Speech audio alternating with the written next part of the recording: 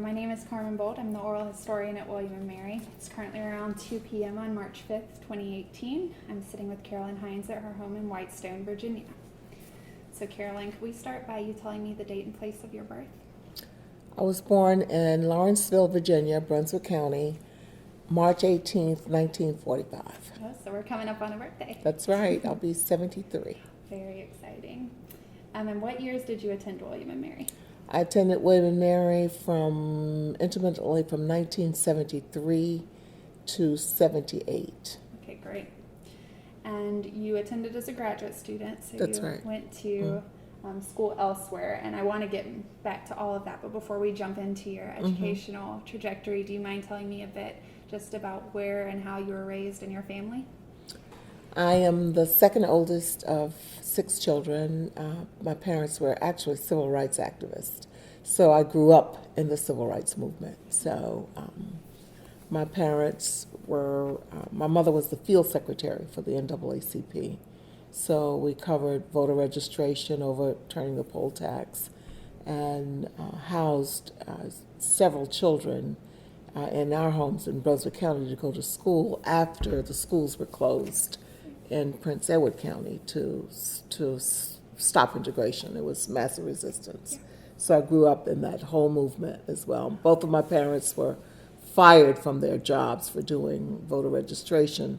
So my father started a picking up junk trash business to take care of his family. So then he grew it into a very successful business. So that's a little bit about those years. I graduated, went to segregated high school, James Solomon Russell High School in Lawrenceville, Virginia, and had a marvelous education because in segregated schools, all of the teachers taught us. And there was no compunction about correction and discipline, and they were also part of the community, so we went to the same church, and so it was a solid education as well. So that's a little bit about how I grew up. Went to St. Paul's College, an Episcopal Historical Black college in Lawrenceville, and then spent a year at Wellesley College as a Waddell Fellow as well. My junior year was at Wellesley. Okay. And when did you start thinking about college, and how did you choose to attend where you did attend? Well, education was always important, and it was just drilled into us that you are going to get a college education as well. And my husband, we were in high school together, and so we've been together for 55 years. And at the time, he had wanted to go to Hampton University. I had wanted to go to Virginia State University, but I needed to live at home. So it was only had 5 miles to go to school. So that's how I went to St. Paul's College, and they gave me a full scholarship. I was a winner of the United Negro College Fund's writing contest one year on a symbol for the civil rights movement, and I selected the turtle and won a writing scholarship. So that's how my undergraduate education was funded, through scholarships as well. So. And then what about the 1 year at Wellesley? Wellesley College in Wellesley, Massachusetts. Wellesley had a program, a partnership program with historical black colleges and universities to provide a single-sex education opportunity. Wellesley is an all-women's college, and so it was. There were maybe 7 or 8 dorms on that campus, and so there was one African American female for each dorm. So it was a social experiment to attract women of color to the 7 sister schools: Sarah Lawrence, Wellesley, Smith, Radcliffe, those schools. Wow. And Okay. So what was your experience there then, being part of that social experience? Oh, I loved it. I loved every minute of being at Wellesley. I really came to know the difference between wealth and poverty. Very, very wealthy students there. The Kellogg's were there from Battle Creek, Michigan. Extremely wealthy people who were just genuinely good people. And so that's when I learned that the rich are truly different. Very different. as well. And so made good friends, lifelong friends. We're still close to, one of my suite mates was Diane Sawyer, Oh my goodness. for example. Right, and so was that your final year then? No, it was my junior year. Okay. You went your junior year, and then you came back to your college of record Okay. for your senior year. Great. And what did you choose to study, and how did you get into that in particular? Well, the scholarship was to major in English. I majored in English and with a concentration in writing, and also had enough credits to pick up a double major in mathematics because I was able to test out of math classes. So I only needed 8, 9, or 12 credits. So my degree, I have a degree, Bachelor of Arts in English with a minor in mathematics because I taught math for a while. And my graduate degrees are all from William and Mary. Right. So did you know what you wanted to do with these degrees when you started out as an undergraduate? I wanted to go to law school. I really wanted to go to law school. Was actually selected as a Woodrow Wilson Fellow. Wanted to go to the University of Virginia Law School, but they were not admitting women. So, and then my husband and I got married my senior year in college, and he's Army. Okay. So we went, he's an Army officer, so we went to live in Europe, which was great, fabulous. Oh my goodness. Where did you live? We lived in Germany. What was that experience like? Lovely, Yeah. just wonderful. Didn't want to leave, extended, and had a good life. Our daughter was born there, did a lot of travel, and I worked, and I worked there for the Department of Defense Education System and for the University of Maryland. So it was a very good experience. Yeah. Loved it. So can you tell me a little bit about the process of coming back to the States? Was he transferred to a different post? He was pulled up on orders for Vietnam. Oh.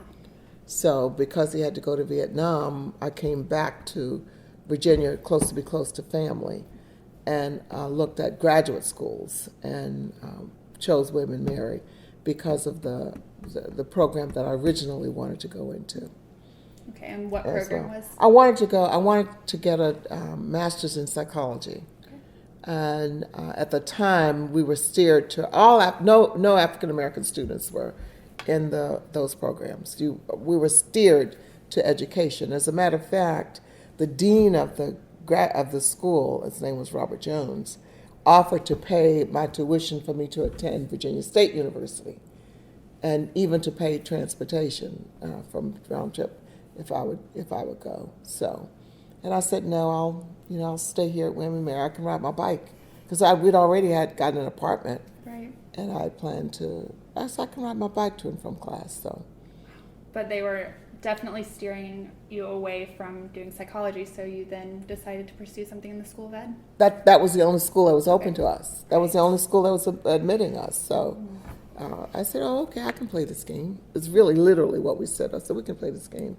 And so I went into the School of Ed and then took all the psychology courses that I could, because I had a friend, actually, she was at Virginia Tech, who said, this is what you need to do. Take these courses and then sit for the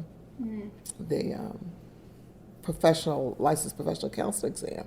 That's how you get your certification. Doesn't matter. They don't care as long as you pass the test.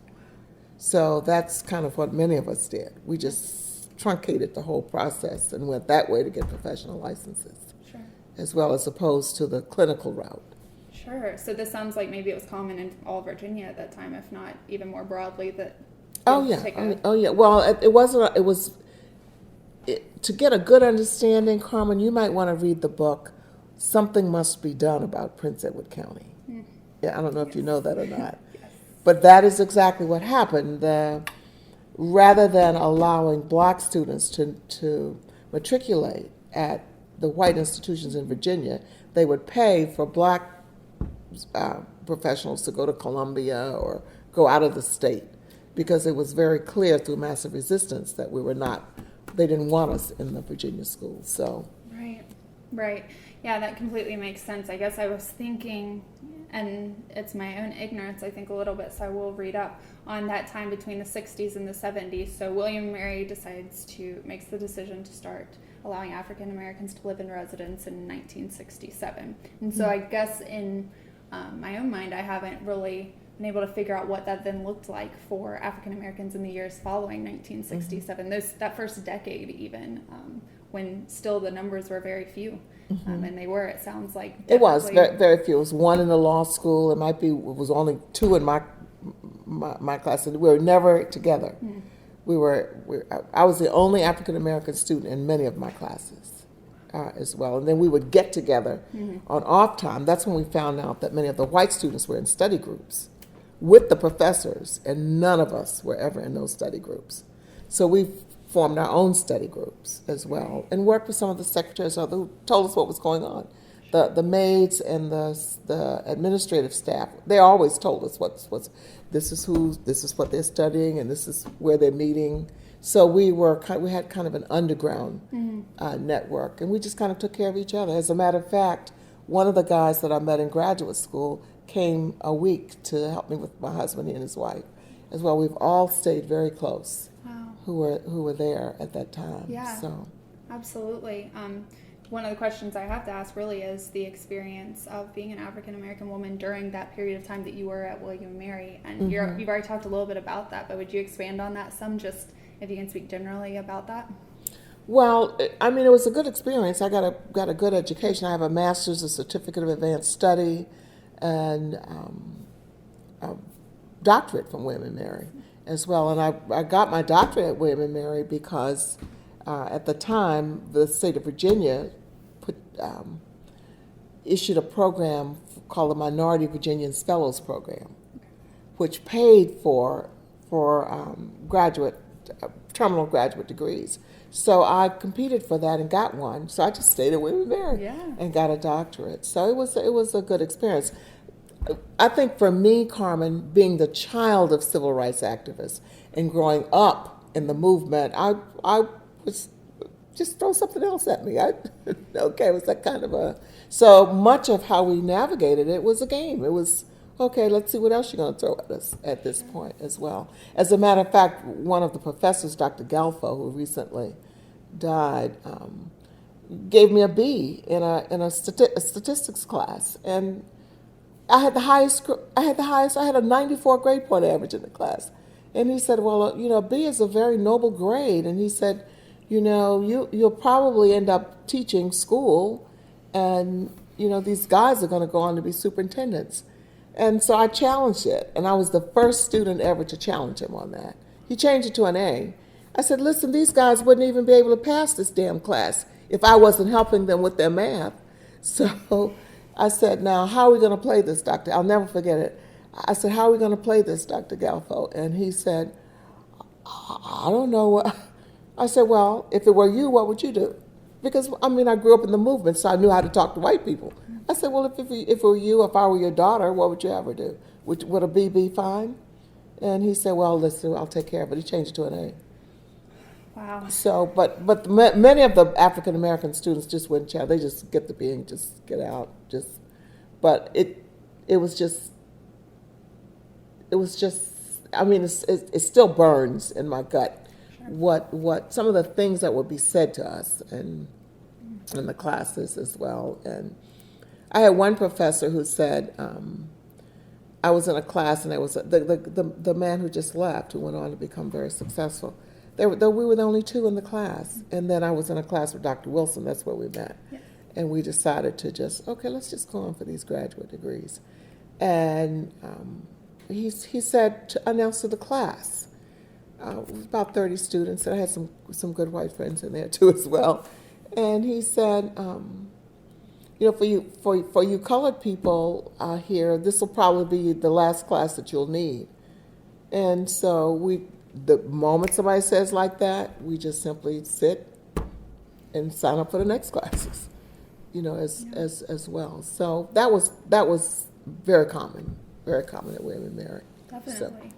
Yeah, so like everyone else at William & Mary, you were pursuing your education, and unlike everyone else, you were experiencing macroaggressions on that scale in most of the classes you were in? That's a very sophisticated name for it, for systemic discrimination. It's systemic, yes. And so, which means that it was organized and supported by the infrastructure of the university as well. So Yeah, absolutely. So was there anyone at an administrative level that you looked to at all as a mentor or an advocate or an ally? I did. I had a mentor who actually, his name was Robert Maidment, Dr. Robert Maidment. He was in organizational development Okay. as well. And so he overheard me talking about what I would like to do, because I've always liked the idea of psychology, organizational development. And my advisor at the time was a man named Dr. Fred Adair, who was as racist as the day is long. I mean, we're conditioned to recognize it. And so Dr. Maidment, at the time, well, still, the college professors are allowed to do consulting and training as agents to different agencies. The tricky part of that is that they don't pay any overhead. They pay no overhead. So to compete with small businesses is ridiculous. Right. Can't do it. So Dr. Maidment at the time was developing his own consulting practice. And Dr. Adair had told him about me and another African-American man who was a principal in Hampton, Virginia, because we were steered towards education, because that was the appropriate route for black professionals. So Maidment came to me, and he wanted to bid on a contract, and he needed an African-American facilitator as well. And I had been trained in Army as a facilitator, just as an old-fashioned facilitator. And he said, let's make a deal. I'll get you transferred to be your advisor as well, and you're gonna come over and do a whole lot more organizational development. So that's how it happened. Sure. And Robert Maidment was just an incredible person, and I worked for him as part of his facilitation team. It was to provide consulting and training services to state agencies to help them navigate affirmative action. Okay. And he needed black people. So that's how I met Wes Wilson. Ah. That's Dr. Johnny Miles was another one. He needed highly skilled facilitators because it was so confrontational. That's how I got to Southwest Virginia. Right. On one of those contracts as well. And so at the time, when I finished, I was, after my master's, I got hired by Lafayette High School because they needed, they were being forced to hire African-American teachers. And so I was teaching there. I only taught there 1 year. And I got in a lot of trouble because I organized a protest. I grew up in a protest movement. We would protest everything. So I organized the kids at Lafayette High School to protest the library because the librarian didn't want eighth graders in the library. The library was a museum. This is a library. It's a public library. So we made the news. They did a protest. She opened up the library to eighth graders, and I made the news. And so the superintendent then of Williamsburg Public Schools cautioned me that that doing those kinds of things would probably not be good for my career, and so that was the end of that. I mean, I then was telling Bob Maidment about it, and he said, "You're not going to stay there." I mean, he was a tormentor at the same time he was a mentor. He says, "You're not going to work for those crazy people." So he put in a call to a friend of his at Thomas Nelson Community College, and I got hired there the next day. So I never did go back to Lafayette. I'd organized a group to actually teach reading. The black kids couldn't read, and they were being forced. So I trained some other teachers to teach them how to read. As a matter of fact, a couple of the guys who went pro, I taught them how to read. Because they couldn't read, and so that was their problem. So anyway, that's a little bit of my Williamsburg a Yeah. history. So after that, I just went to Thomas Nelson, stayed there for 5 years, became the director of the counseling center there as well. Got it certified, psychological support services, testing and all those. Loved it, loved the job. Was still working with Bob Maidment, Wes Wilson, several of us, because Bob had these contracts. Yeah. And so we were making really, I mean, it was a great salary job. And then I had the side hustle doing the consulting and training. And what happened, several of the state agencies started to request me to work with their staffs because I just have the facility to not piss people off and, get them to work together. Sure. So Wes and I and another person, we said, well, why are we doing this? And with Bob Maven as well. Bob, by the way, ended up working for me for a long time until he became too ill to work. And so we said, well, let's start our own firm. Mm-hmm. So Wes applied for a leave of absence from William and Mary. They granted it. I applied for a leave of absence just to test the waters from Thomas Nelson and was denied. Another person applied. They were denied their leaves too as well. So my husband says, well, just quit. Look how easy it is for you to get a job. You've got this license. Because by then I had my professional counseling license. I was a marriage and family therapist. I'd done all those licenses because tests were easy for me to do. So they just go get it.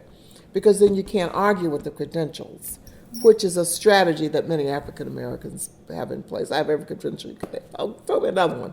So I just go get them. Mm-hmm. And so my husband says, well, just quit. Just quit the job. I mean, it's not, he was a major in the Army at the time. He says, I can feed us and go on your own. So I did. And so in 1978, we started the company and it grew to over 300 full-time people. So that's kind of where we got to.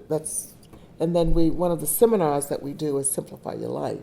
We do it for Social Security Administration. Mm-hmm. So we just decided to do it. It's based on where you live and work and how it brings you joy. Mm-hmm. So that's how we got to Sanctuary as well.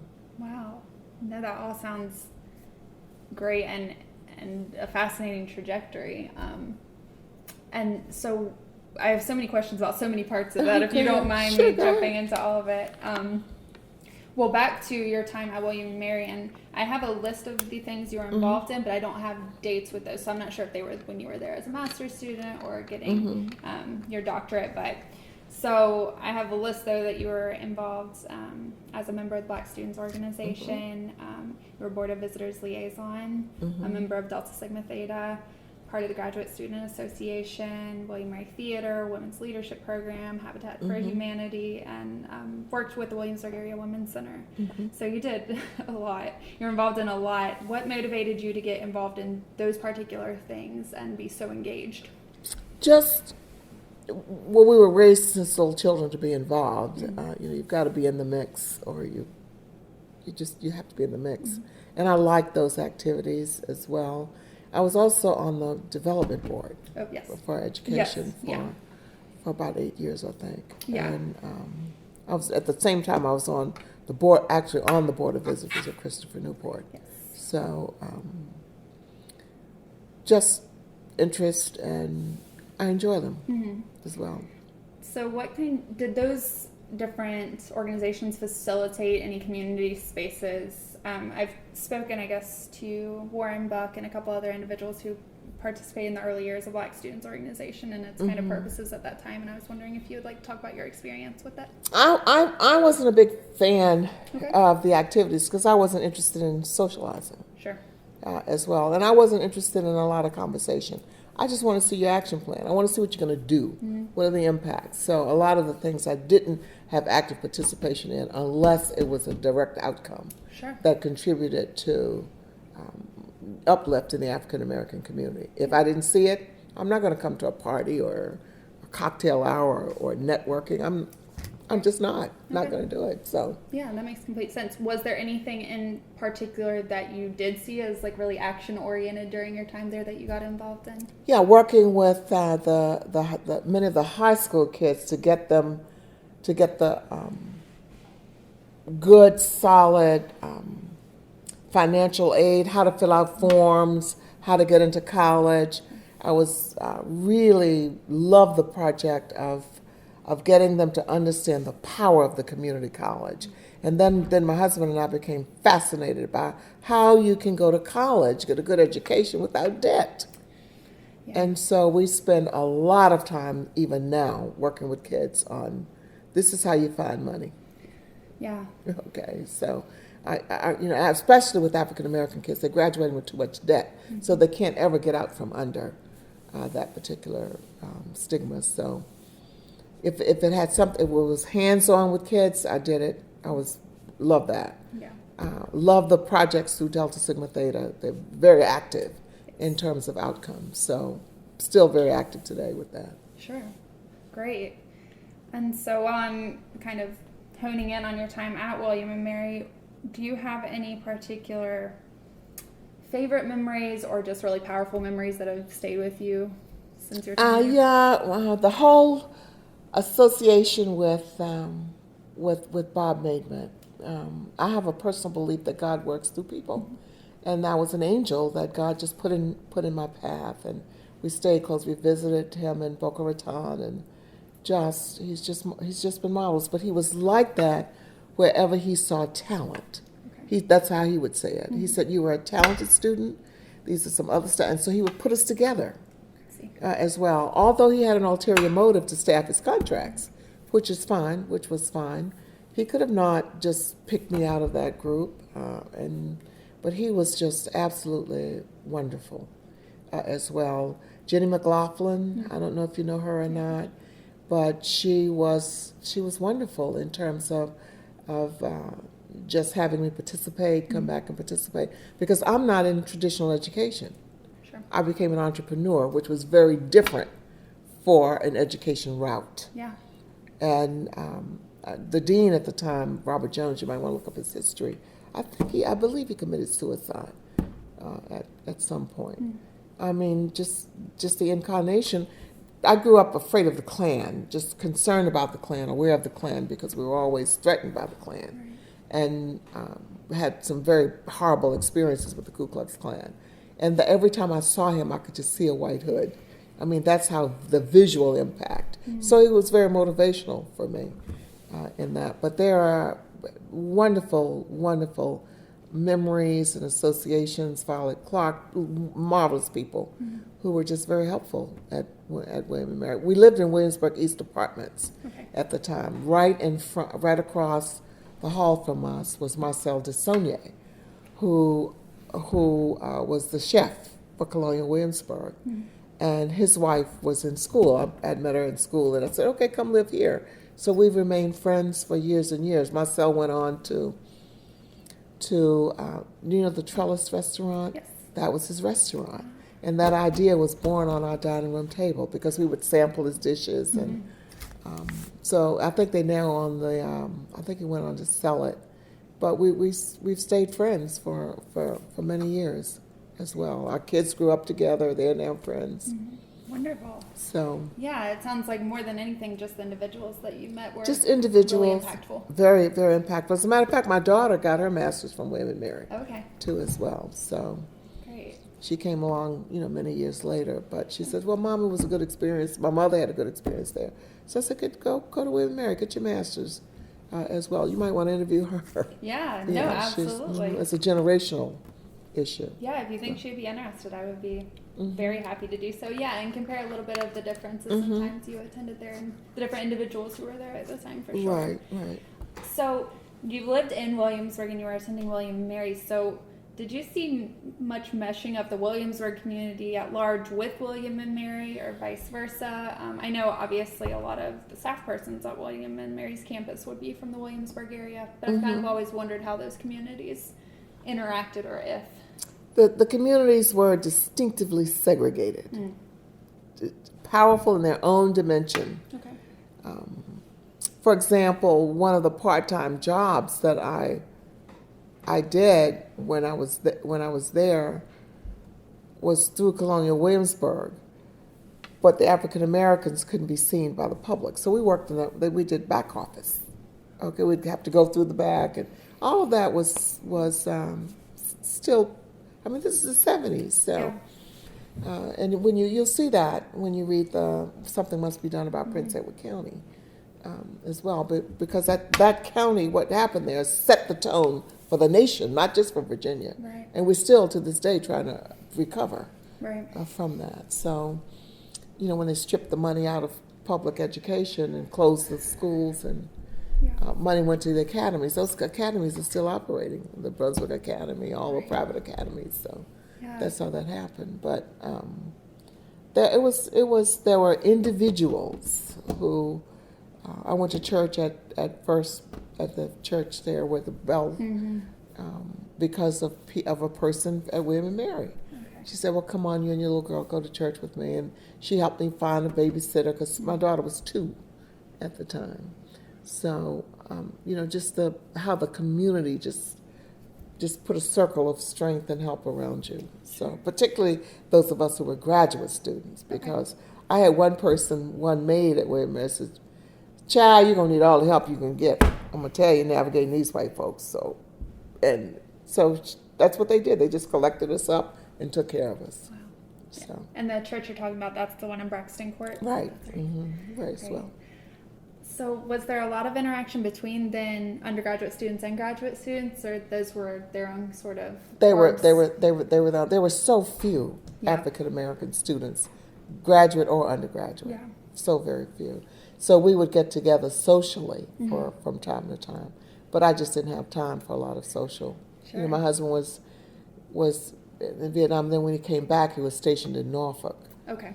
And I was working by then and started the Certificate of Advanced Study. As a matter of fact, I didn't know anything about that degree. And he said, remember, we had no women, there were no women professors there hardly. They were all, so you got, for the women history, that's the history. Yeah. And so I had a professor who told me about, I think I was just finishing up my master's. He said, you'd only take you a couple more courses, get the Certificate of Advanced Study. He said, because should you decide to stay in education, his name was Jeffroy, Dr. Jeffroy. He says, you can get this. He says, the way you write, as smart as you are, get this. And he had filled out the top of the application. And I said, okay, and just did it and got it in I think in less than a year. Just finished it. Wow. And so when did you officially return, or was there like a return period for your PhD, or was it just your master's and you were getting certificates in between and then you went on and got your PhD? What happened, I was at Thomas Nelson. Yes, that's right. And the State Council of Higher Education made this program available called the Minority Virginians Fellows Program as well. And actually, it was President Graves was at the time who said to Dr. Wilson, find some of the students and put them in this program. So I was working at Thomas Nelson and teaching math part-time at Fort Eustis for soldiers to build their math skills. And lo and behold, I got in. And I see the interesting thing is that the master's technically is the first 30 hours of a doctorate anyway. Yes. And then I had the Certificate of Advanced Study. That was another 30 hours there. So by the time they did the calculation, I only needed to do 9 hours and write a dissertation. So Bob Maidment took responsibility for, he said, I'm going to wire your dissertation committee. Because that dissertation process, defense, was a trump door. It just trumped a lot of African Americans. They would have to redo it and redo it and redo it, particularly if they had Galfo, if they had Fields, if they had the ones, Adair, if they had the ones that were notoriously narrow-minded in terms of capability of African Americans. Yeah. So Bob said, don't worry, I'm going to be the chair, and we're going to wire it. And so I'm going to tell you how they wired it. They wired it to make sure that several of the professors who were notorious for blocking African Americans were not available. Perfect. So they were angels. Yeah. So I got the doctorate was the easiest degree to get. Okay. It was easier than the master's. Right. Wow.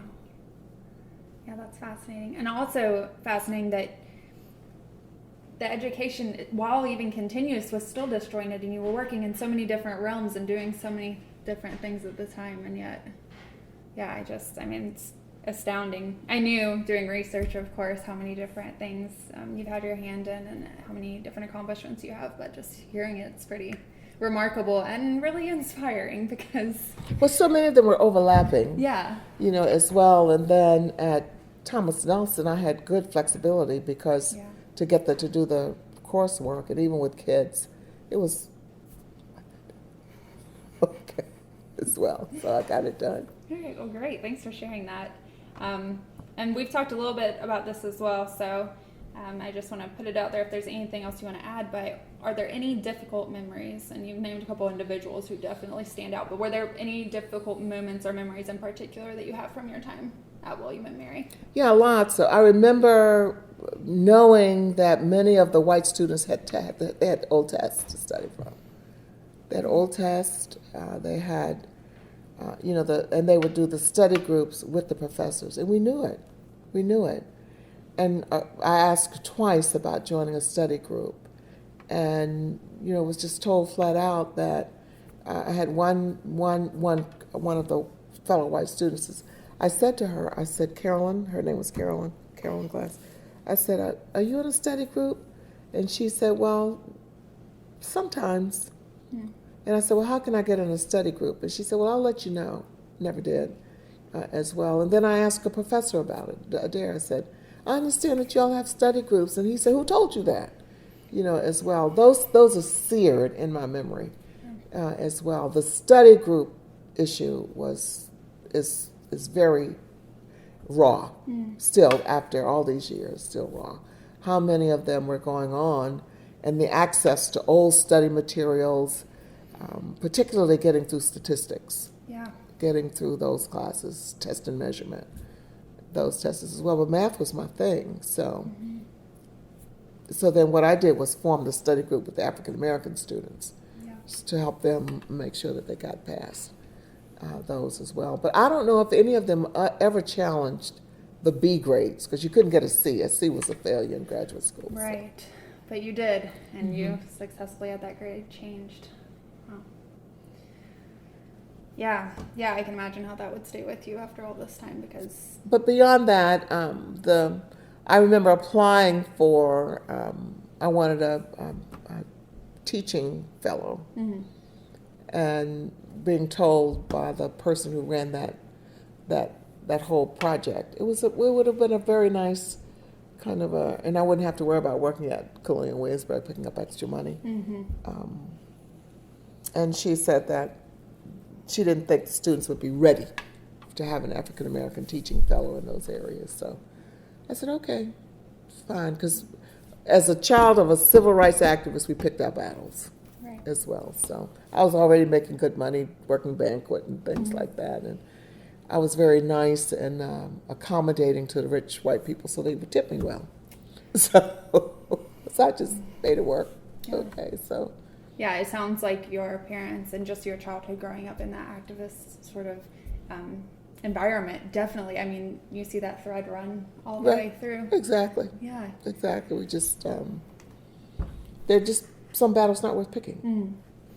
And speaking of just activism and I've interviewed several different individuals who talk about William and Mary not being a very activist-oriented school. Sometimes I'll hear stories about something happening in Vietnam or whatever, but I'm wondering, aside from just combating systemic racism in your everyday life, living in Williamsburg and going to William and Mary, do you remember any other national or socio-political things playing out on William and Mary's campus? I remember wanting to do a voter registration project, and the School of I wanted the School of Education to sponsor it as an education process, and they said no, they would not do that. That they were not political, and it was I'll never forget that. As well. I went to the dean, had the proposal, and we tried it several times. There were several of us who said it is education. It belongs in education. It doesn't belong in political science. This is an education process, which would have required people to do some outreach work, to go to churches, and they would absolutely not do it as well. So that's one that still, it just underscored that, this is systemic racism. This is institutionalized racism. And once it's entrenched, it takes decades. Those people have to die out, period. They have to die. Because at that point, systemic discrimination, racism, it's genetic. At that point, it's just... I remember being told by Galfo, as a matter of fact, he actually challenged me on math. I scored 100 and finished the math. He said, "Are you sure you weren't cheating?" And he said he'd never met Negroes who would that smart in math. And I said, "Well, how many do you really know? Really, how many?" I said, "How many have you met? How many do you know? Give me the names of 2 or 3 of them, and let's have a chat." He couldn't. It was just a presupposed, that we couldn't do math. I mean, how that goes. So which was likely ingrained as well. I said, everybody I know does math. Everybody related to me, everybody where I grew up. I mean, we all do math. It's just very easy to do. And I wish he had lived long enough to see Hidden Figures. Have you seen that movie? Yes. I read the book. The Christine Darden from the book was my math teacher. Oh my goodness. She was my math teacher in high school. So she said, "Of course you can do math." Yeah. That's what we were told. Of course. So all of us did math. Yeah. So. Yeah, that's just. I can't imagine, honestly. Obviously, I just cannot imagine that sort of confrontation just about succeeding. You were succeeding. Right. Yeah. And he actually had me one time redo a test. He gave me another test in his presence. And you did it. Mm-hmm. Yeah, I missed 2. I made 97. And I said, "Well, gosh, you want me to do another one?" So then he wrote a letter to the dean requesting that I be retested, be retested, because I was denied admission to the master's program. That's when they said we're not accepting new applicants at this time, and they referred me to Virginia State. But I said, okay, I'll just try apply again. So, despite all of that, you look back on your education and experience at William and Mary in a positive way? Oh, absolutely. Yeah. Mm-hmm. Absolutely. Yes. How have you been able to reconcile those two disparate kind of things of good education received, but also just, dehumanizing and just discriminating experience? Part of it is the way we were raised. We were raised by parents who drilled into us, a community that drilled into us that racism is really the disease of the oppressor. It's not my disease. I don't buy that. So we never were allowed to, because it wasn't our disease. Right. And we were raised reinforcing that we were descendants of the greatest of the kings and queens of Africa. Mm-hmm. He said, these white people came from nothing. They came from nothing. They had nothing. Mm-hmm. He said, your ancestors survived Middle Passage. And there's nothing associated with that but strength and dignity. And so we were raised. As a matter of fact, one person said, "No wonder you all are so arrogant." I mean, we were just raised to believe that our son, who went to Morehouse, they were raised to believe, that we're brilliant, Yeah. and there's nothing we can't do. So it was part of our upbringing. That's as so well. powerful. It really is, and we spend a lot of time with kids, Boys and Girls Club kids. My husband started a successful program called the 100 Black Men of the Virginia Peninsula. Hundreds of kids we've sent to college and educated because we believe, and these kids thrive. We've got a program here now with the Boys and Girls Club. They're waiting for us to get that one off the ground. We're raising $3 million to build a teen center here as well. Paul Tribble from Christopher Newport is Paul and Rosemary Tribble, they're my co-leaders as well. So there's nothing we can't do. Yeah. Absolutely nothing we can't do.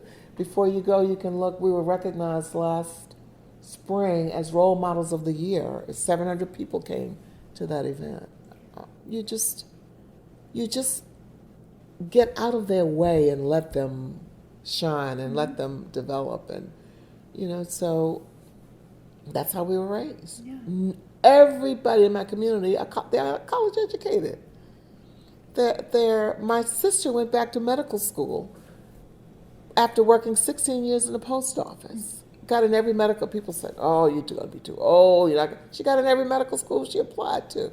She graduated from undergraduate school with her daughter. Okay, so everybody in my community, they're super professionals and super educated because that's how we were raised. Yeah. And now you're imparting that exact sentiment, that exact idea that it's not your disease. You came from people who overcame great challenges. Exactly. Middle Passage. Can you imagine Middle Passage? We took our kids, our children, and our grandchildren. We do a program called Grammy Camp, where we bring all the cousins together and we teach them their history. Oh, wow. And so we had them go to Jamestown. You get in that slave ship and you understand how your ancestors got here. The kids find it absolutely fascinating. Yeah. It's not done. We used to often say what's taught in school is his story. Your story is not ours. So we call it his story. Yeah. And so they grow up. So now we've got my grandchildren.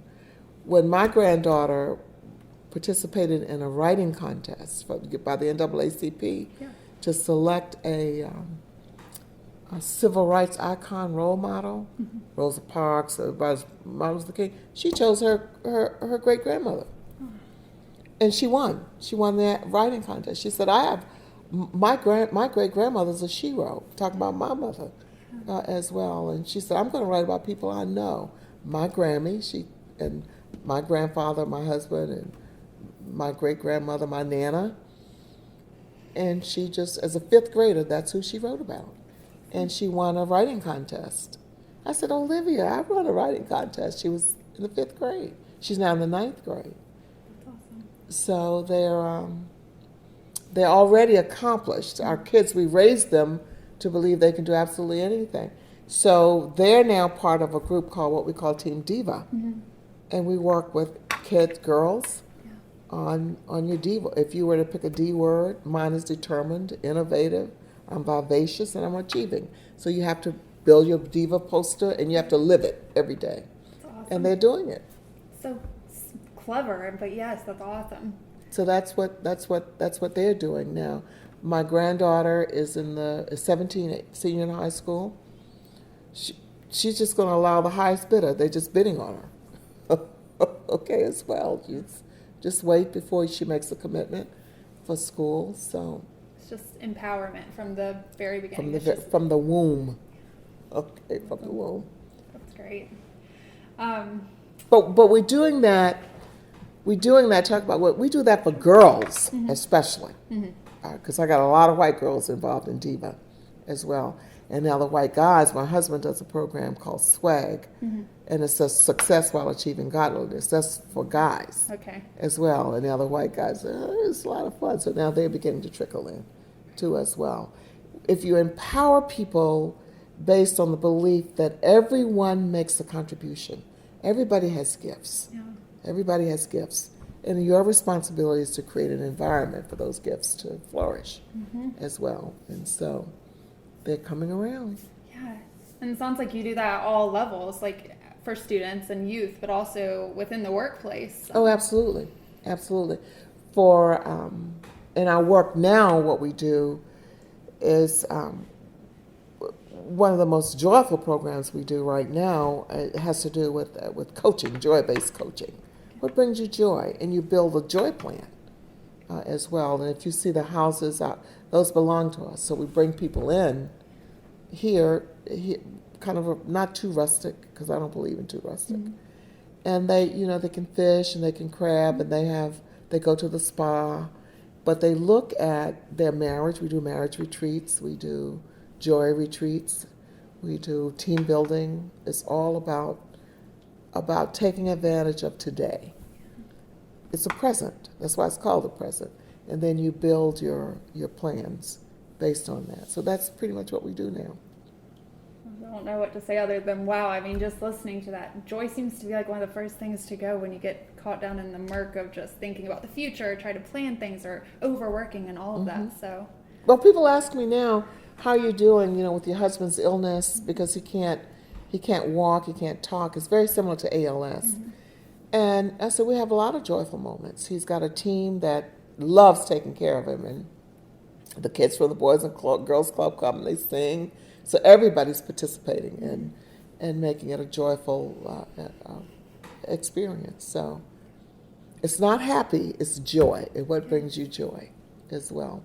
One of the projects that we do is Theater Freedom. If you were to go online and look at Theater Freedom, Rosemary Tribble as well. Well, we put together every I'll have to put you down so you can come this year. yeah, please. We do a joy luncheon, and we bring 75, 80 women to the president's house at Christopher Newport, and we sing and we pray for each other, and then you have to provide joy for somebody else as well. So it's just spreading joy. So now we're over 10,000 strong as well. So particularly in helping women overcome the trauma of sex assault and those things. Your past is not your future. Yeah. And those sort of things and the fear associated with those and the pain associated with those can be so crippling. Yeah, exactly. Yeah. So that's kind of what we do now. So still a lot of work to do. Yes, but that at the same time, you're doing so much, and that is so inspiring.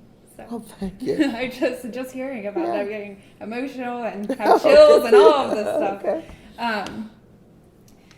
So I mean, we've covered a lot of what I want to talk about, and I really want to just hear about what you view out of all these things you've done. I mean, you've published, you have been, certified at the highest levels as, a therapist, and you're doing all these initiatives and being an advocate for so many. What do you look back on or even presently think of as your proudest accomplishment or achievement? Oh my gosh, what an interesting question. I'm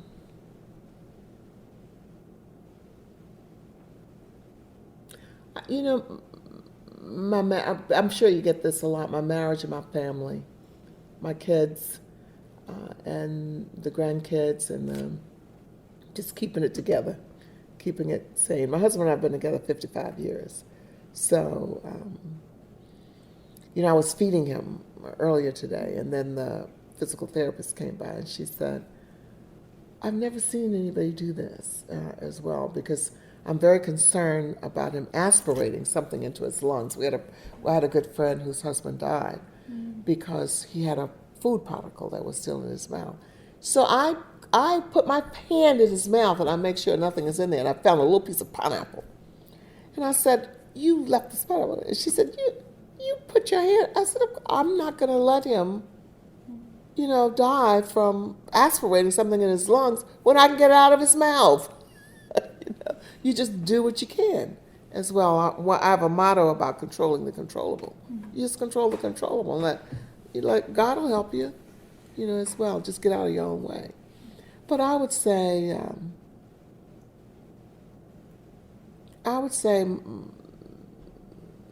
just and my husband and I have been working together for the last. We're partners, and probably for the last. Because Wes and I were partners, technical partners, until he retired. And William came to work in the company when he retired from the Army. I would say that building a business together and working together, and the family, all the family works in the business. So my sister-in-law, who just left, that's his sister, she worked for us. So. Yeah, I'm sure some challenges arise with that, but there's so many benefits too to just having that circle so tight and so interconnected. We're very, very tight. That's probably, and very intentional, extremely intentional. Our granddaughter's graduating from Glen Allen High School, and so she wants to do a graduation cruise because that's not been done before. Okay. So we put it out. I think so far 35 people. It's like, what a great idea, I'm in. And they paid already. Last year, and this was marvelous, I'll probably cry because it was the last trip we did. There's a couple, I'll show you. Sure. When I sit and I look at the list just that I compiled off of doing a little research of all the things you've accomplished, for you to look back and out of all of that, look back at the community you still have surrounding you and the family. And that'd be the greatest. Yeah, I would think that as well.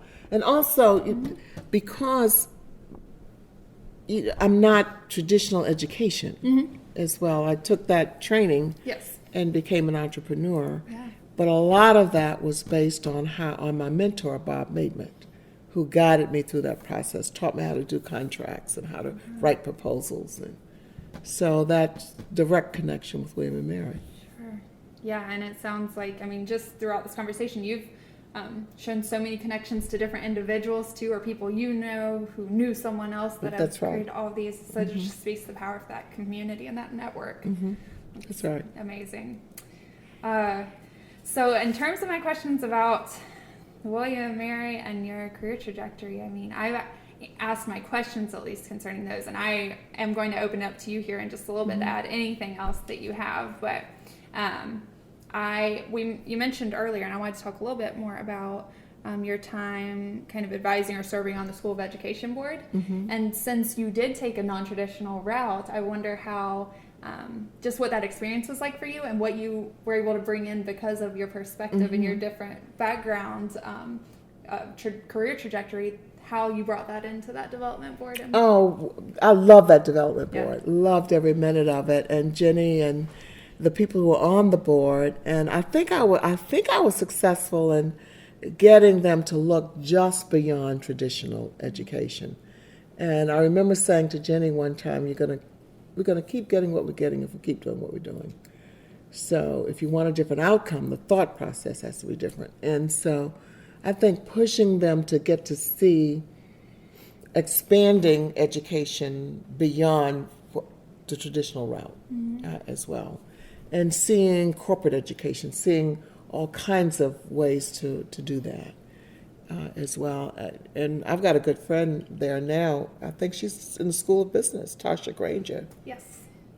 Now, so take it to the school, take it to them as well. Because one thing about William and Mary, this whole heritage and tradition, a lot of times that just means locked to me. That just means crippling. to me. It just means you're going to keep doing the same thing. And so they became kind of open to that. There's Freddie the groundhog, who he's looking for me to feed him. See him? Yes. Okay. Is he a regular? Yeah, he's a regular. He comes up looking for a piece of apple or something. So, okay. Oh, goodness. So are you still involved with William Mary, or do you ever return to William Mary? And if you are still involved, what ways? Yeah, we come back for different activities and programs, and I haven't been to Charter Day in quite a while. I would participate with that on the development board. But yeah, we're down. And I took two students to look at William and Mary for school last spring. One chose Christopher Newport, the other one's going to Hampton. I take them down. Showed them? Yeah. I showed them as well. But yes, to answer your question, yes. Yeah. And so when you return, or even having a daughter who attended, what changes have you seen over time, the most significant maybe that stand out to you?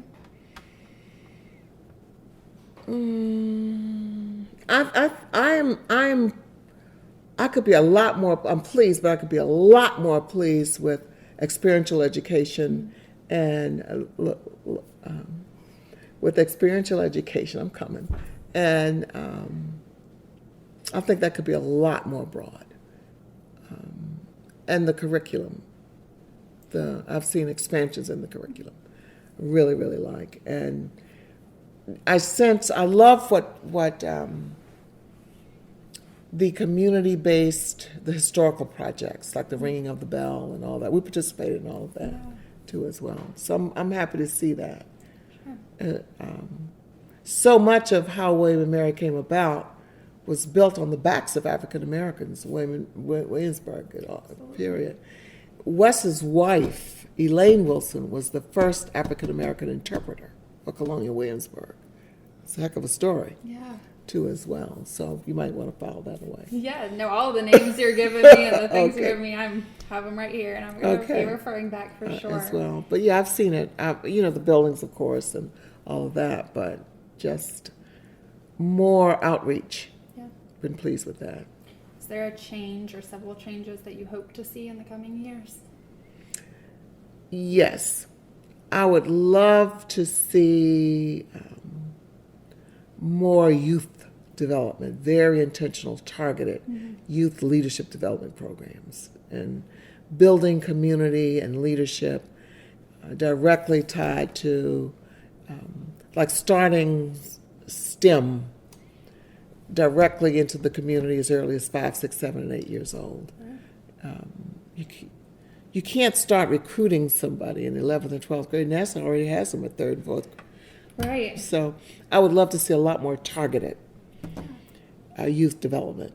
Women in America can do it. Mm-hmm. They can definitely do it. So that's what I would love to see. Yeah, that sounds great. It seems like we're in the right location, the right space, Perfect. and we have the right professionals to do that. Exactly. You got it. And to make it, I would like to see mentoring and community outreach and youth development as a condition of work for the professors. Their greatest publications are their students. It's how you touch people. I know research and all that for tenure and all that. I understand that. But there has to be a way to all that talent, all that knowledge, to get connected to youth much earlier. Yeah.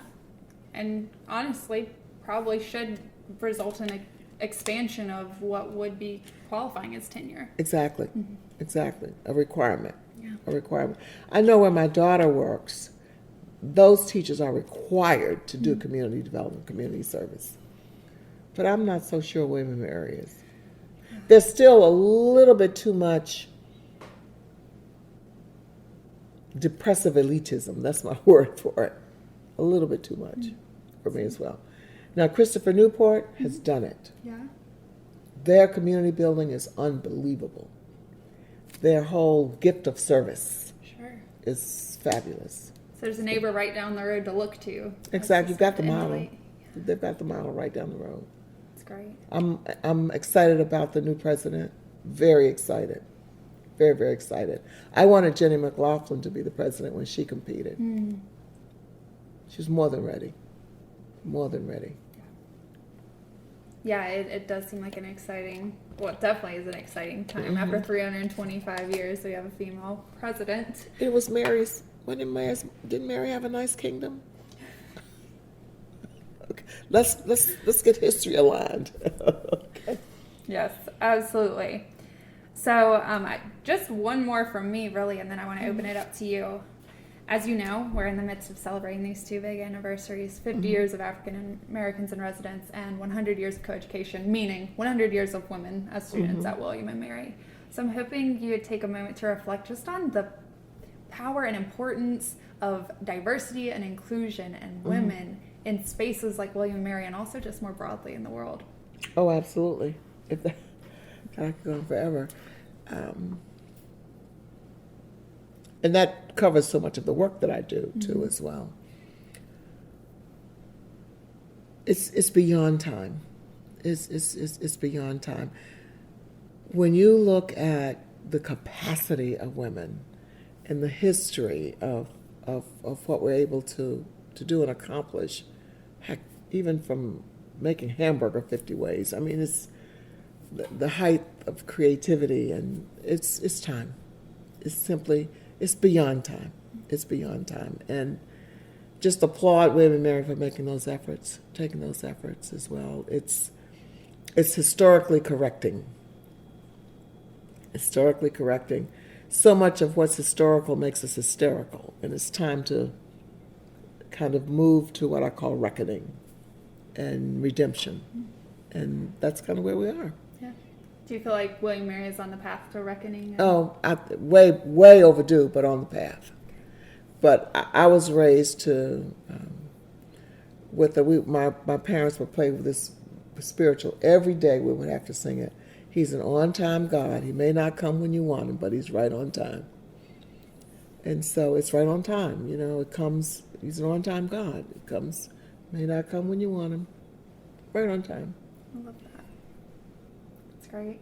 Well, thank you for reflecting on that for a moment. And I want to, at this moment, open it up to you. Anything you thought I would ask that I haven't, or that you would like to bring up at this point?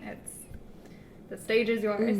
No, this has been delightful, really. It's been delightful for me. Okay, Thank it's been really you delightful. for allowing me into your home. Would like to invite you to talk to my daughter on a perspective some decades later and her experience going, because she went through the same master's program Right. I went through as well. And she's had a pretty good, she does what she wants to do. She's doing what she enjoys. Yeah. And so she might be a good person to talk to, so I'll give you her information Definitely, that'd be great. too as well. But no, I think you've touched on everything pretty much, so I enjoyed it. Great. Well, thank you again so much. And yeah, that was wonderful. Okay, good.